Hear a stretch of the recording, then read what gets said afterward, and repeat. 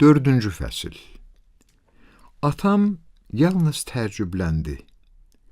Qulluqçu Elzanın çamadanının dalınca gəldiyini və tez də çıxıb getdiyini danışdı. Bilmirəm, mənim onunla görüşdüyümü niyə deməmişdi. Qulluqçumuz çox romantik əhval-ruhiyyəli kənd qadınıdır. Yəqin bizim münasibətlərimiz ona həddindən artıq cəzbedici təsir bağışlayırdı. Xüsusilə də nəzərə alsaq ki, əşyaları otaqdan otağa o daşımalı olmuşdu. Beləliklə, vicdan əzabından əziyyət çəkən atamla Anna mənə diqqət və mehribanlıq göstərirdilər. İlk zamanlar bu məni dözülməz dərəcədə sıxırdı. Lakin tezliklə xoşuma gəlməyə başladı. Düzünü desəm, hər şeyin öz başımın altından çıxmağına baxmayaraq, Elza ilə Sirili hər addımda qol-boyun görmək mənə zövq vermirdi. Onlar bütün görünüşləri ilə bir-birlərindən çox razı olduqlarını nümayiş etdirirdilər.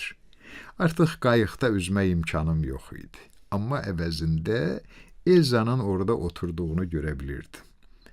Əvvəllər mənim saçlarımla oynayan külək indi onun saçlarını qarışdırırdı.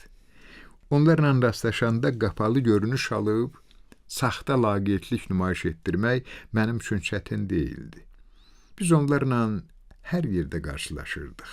Şam talasında, qəsəbədə, yolda. Anna mənə baxır, dəxli olmayan bir şeydən söhbət salır və məni ruhlandırmaq üçün əlini çiynimə qoyurdu. Deyəsən, mən onu xeyrxah adlandırmışdım. Bəlkə də onun xeyrxahlığı ağlın daha incə forması, bəlkə də adi laqeydlik idi, bilmirəm. Lakin o, hər zaman yeganə doğru sözü tapıb deyirdi. Əgər həqiqətən əzab çəksəydim, daha yaxşı təsəlli arzulaya bilməzdim. Beləliklə, mən təlaşsız, filansız hadisələri öz axarına buraxmışdım. Çünki artıq dediyim kimi atam heç bir qısqanclıq əlaməti göstərmirdi. Bu məni onun Annaya bağlı olduğuna inandırır, eyni zamanda planlarımın bihudəliyini isbatlayaraq biraz da məyus edirdi. Bir dəfə atamla poçta gedəndə Elza ilə rastlaşdıq. O, özünü görməzliyə vurdu. Atam onu tanımadığı qadına baxırmış kimi süzdü və fit çaldı. Bir bax, Elza həddindən artıq gözəlləşib, düzdür? Sevgi onu xoşbəxt eləyib, dedim. Atam təəccüblə üzümə baxdı. Deyəsən, sən bu məsələyə çox rahat yanaşırsan, nəinki, nə eləmək olar? Onlar yaşıtdılar, yəqin qismət biləymiş. Anna olmasaydı, qismətə heç bir dəxli olmazdı. O özündən çıxmışdı. Yoxsa elə düşünürsən ki, hansısa uşaq mən istəmədən qadınımı əlimdən ala bilər? Hər halda yaşın da əhəmiyyəti var. Mən ciddi şəkildə dedim. O çiyinlərini çəkdi. Evə qaşqabaqlı halda qayıtdı. Yəqin fikirləşirdi ki, Elza da, Siril də həqiqətən gəncdilər.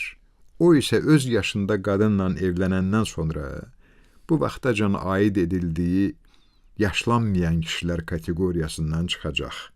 Qeyri-ixtiyarı içimə qələbə duyğusu doldu. Ancaq sonra Annanın gözlərinin küncündəki qırışları, ağzının ətrafındakı güclə nəzərə çarpan bükükləri gördüm və utandım. Hərçənd öz duyğularına boyun əymək, sonra da buna görə peşman olmaq çox xoş idi. Bir həftə keçdi. Vəziyyəti necə olduğunu bilməyən Sirillə Elza yəqin hər gün məni gözləyirdilər. Ancaq onların yanına getməyə cəsarət eləmirdim. Məni təzə şeylər fikirləşməyə təhrik eləyirdilər. Mən isə bunu istəmirdim. Üstəlik, hər gün günortadan sonra güya dərs oxumaq üçün öz otağıma çəkilirdim. Əslində isə avaralanırdım. Əlimə yoga haqqında kitab keçmişdi və səylə onu oxuyurdu. Hərdən də qarşı salınmaz, amma səssiz qəhqəhədən titrəyirdim. Annanın səsimi eşidəcəyindən qorxurdum. Axı ona deyirdim ki, can başla çalışıram. Onun yanında sevgidən əli soyumuş, özünə nə vaxtsa əsl elmi iş yazacağı ilə təsəlli verən qız rolunu oynayırdım. Mənə elə gəlirdi ki, bu onda hörmət hissi yaradır. Hətta o dərəcəyə çatmışdım ki, bir neçə dəfə naharda Kantdan stat gətirdim. Atam az qala dəli olacaqdı. Bir dəfə gündüz hindlilərə daha çox oxşamaq üçün çimərlik məhrəbasına büründüm, bardaş qurdum və güzgüdə özümdən zövq almaq arzusu ilə yox, nirvana halına çatmaq ümidi ilə diqqətlə özümü seyr eləməyə başlamışdım ki, qəflətən qapı döyüldü. Gələnin qulluqçu olduğunu düşündüm. O heç nəyə fikir vermədiyindən gəlin deyə qışqırdım. Gələn Anna idi. O bir anlıq kəndərdə dayandı, sonra gülümsədi. Nə oyun oynayırsınız? Yoga, mən dedim. Ancaq bu oyun deyil. Hind fəlsəfəsidir. Anna stola yaxınlaşdı və kitabı əlinə götürdü.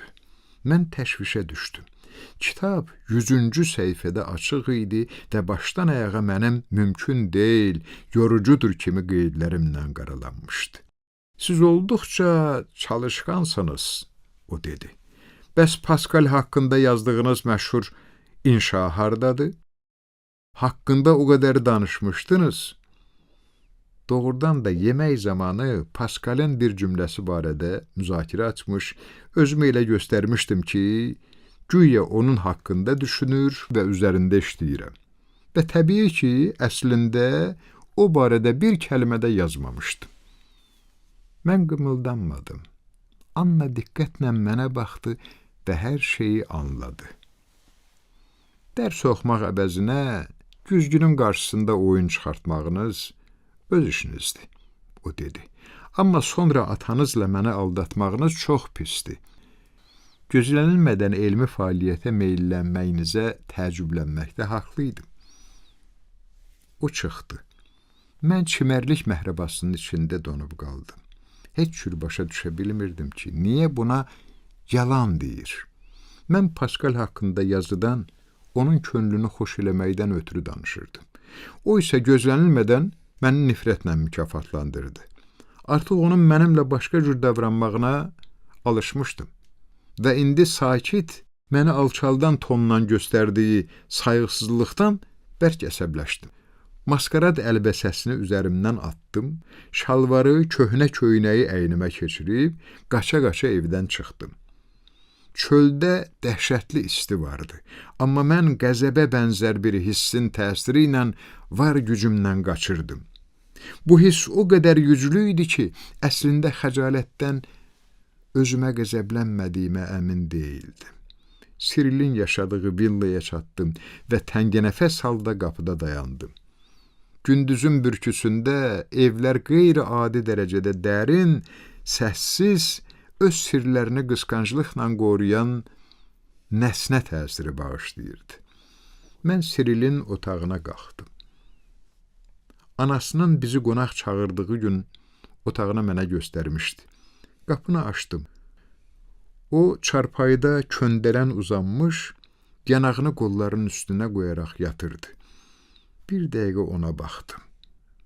Tanış olduğumuz müddət ərzində ilk dəfə mənə zəif, sevimli göründü. Yavaşca adını çağırdım. Siril gözlərini açdı və məni görən kimi qalxıb oturdu. Sənsən? Bura necə gəldin? Ona işarə elədim ki, yavaş danışsın. Əgər anası gəlib məni onun otağında görsə, fikirləşəcək ki, yəni onun yerində kim olsaydı elə fikirləşərdi ki, birdən məni qorxu bürüdü. Qapıya doğru addımladım. Hara gedirsən? Siril səsləndi. Dayan, Sesil! O qolumdan yapışdı və gülə-gülə getməyimə mane olmağa çalışdı. Mən çevrilib ona baxdım. Sirilin rəngi ağardı. Yəqin elə mənim də və biləyimi buraxdı. Lakin dərhal yenidən məni ağuşuna sıxdı və özü ilə apardı. Mən dumanlı halda bu olmalıydı deyə düşünürdüm və sevgi rəqsi başladı. Qorxu, ehtiras, şəfqət, çılğınlıqla əl-ələ tutmuşdu. Sonra kəskin ağrı, onun ardınca hər şeyə qalib gələn həzz. Bəxtim gətirdi. Siril onu mənə ilk gündən daddıracaq qədər diqqətli idi. Onunla baş gicəlləndirici, heyrətamiz bir saat keçirdim. Mən sevginin dəyərsiz bir şey olduğu haqqında söhbətlər eşitməyə alışmışdım. Elə özüm də onun barəsində səthi, yaşıma xas bilgisizliklə danışırdım. Ancaq indi mənə elə gəlirdi ki, bir də heç vaxt sevgi haqqında kobud, saymazyana söz deyə bilməyəcəm. Siril mənə qısılaraq evlənmək, bütün ömrü boyu mənimlə birlikdə olmaq istədiyini təkrarlayırdı. Susmağım onu narahat eləməyə başladı. Mən yataqda dikəldim, ona baxdım və sevgilim adlandırdım. O üzərimə əyildi. Dodaqlarımı onun boynunda hələ də döynən damara sıxdım və pıçıldadım. Siril, mənim əziz Sirilim. Bilmirəm həmin anda ona qarşı hiss elədiklərim sevgi idi ya yox, mən həmişə dəyişkən olmuşam. Özümü başqa cür qələmə vermək də istəmirəm. Ancaq həmin an onu özümdən də çox sevirdim. Ona görə canımdan keçə bilərdim. Siril mənimlə vidalaşanda hisslənib-hisslənmədiyimi soruşdu. Mən güldüm. Belə bir xoşbəxtliyə görə ona hirslənmək. Mən ləng addımlarla Şam talasından keçərək evə gedirdim. Əzgin və çəkinə-çəkinə. Sirilə məni öpməyə icazə vermədim. Bu çox təhlükəli olardı. Həzzin izlərinin üzümdə, gözlərimin altındakı qaraltıda, dodaqlarımdakı şişkinlikdə, bədənimdəki əsməcədə açıq-aydın görünməyindən qorxurdum. Anna evin yanındakı şezlongda oturub kitab oxuyurdu. Mən harda olduğumu izah eləmək üçün məharətlə yalan uydurmağa hazırlaşırdım. Lakin o heç nə soruşmadı. O heç vaxt heç nə soruşmurdu. Səssizcə onun yanında oturdum. Yadıma düşdü ki, küsülüyük. Mən gözlərim yarım qapalı, hərəkətsiz oturmuşdum. Nəfəsimin ritminə, barmaqlarımın titrəməsinə hakim olmağa çalışırdım. Ara bir Sirilin bədənini, xoşbəxtlik anını xatırlayırdım və ürəyim əsirdi. Masadan siqareti götürdüm, kibrit çöpünü qutuya çəkdim. Kibrit çöpü söndü. İkincisini çox ehtiyatla yandırdım. Külək əsmədiyinə görə titrəyən yalnız mənim barmaqlarım idi. Kibriti siqaretə yaxınlaşdırana qədər söndü. Mən acıqlı-acıqlı elədim və üçüncünü götürdüm. Birdən bilmirəm niyə, amma o kibrit çöpü mənim üçün ölümdirim məsələsinə çevrildi. Bəlkə ona görə ki, Anna gözlənilmədən üzündəki laqeydlik ifadəsini silib mənə diqqətlə, gülümsəmədən baxdı. Həmin dəqiqə hər şey yoxa çıxdı. Məkan, zaman, təkcə kibrit çöpü, onu tutan barmaqlarım və Annanın baxışları qaldı. Ürəyim qırıldı, bərk-bərk döyünməyə başladı. Barmaqlarım həyəcanla çöpü sıxdı, o alışdı. Mən acgözlüklə ona sarı dartıldım. Siqaret çöpə toxundu və söndürdü. Kibrit qutusunu yerə atıb gözlərimi yumdum. Anna sual dolu sərt baxışlarını məndən ayırmırdı. Mən kiməsə, nədən ötürüsə yalvarırdım. Tək bu intizar bitsin. Annanın əlləri başımı dikəltdi. Onun baxışlarımı görməyindən qorxaraq gözlərimi möhkəm qapadım. Göz qapaqlarımın arasından yorğunluq, həzz və utancaqlıq yaşlarının axdığını hiss elədim. Və onda Anna bütün sualları bir kənara qoyaraq məlumatsızlıq və barışıq ifadə edən bir jestlə ovucularını yuxarıdan aşağı üzümə çəkdi və məni buraxdı. Sonra yandırdığı siqareti damağıma qoydu və yenidən kitaba qapıldı. Mən bu jestə rəmzi anlam verdim. Verməyə çalışdım. Lakin indi hər dəfə kibritim sönəndə o qəribə anı təkrar yaşayıram. Mənimlə hərəkətlərim arasında yaranmış uçurumu, Annanın ağır baxışlarını və ətrafımdakı boşluğu, gərgin boşluğu.